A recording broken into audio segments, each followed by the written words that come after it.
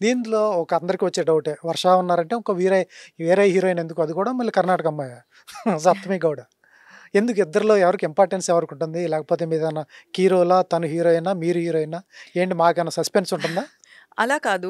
దీంట్లో నేను మాత్రం కాదు. నేను, సప్తమి, హ్మ్. స్వసిక, లయ గారు హ్మ్. సో, అందరికీ చేయడానికి ఏదో ఒక హ్యూజ్ పార్ట్ ఉంది. I think we are all we are a big part of this film అనొచ్చు. హ్మ్. హ్మ్.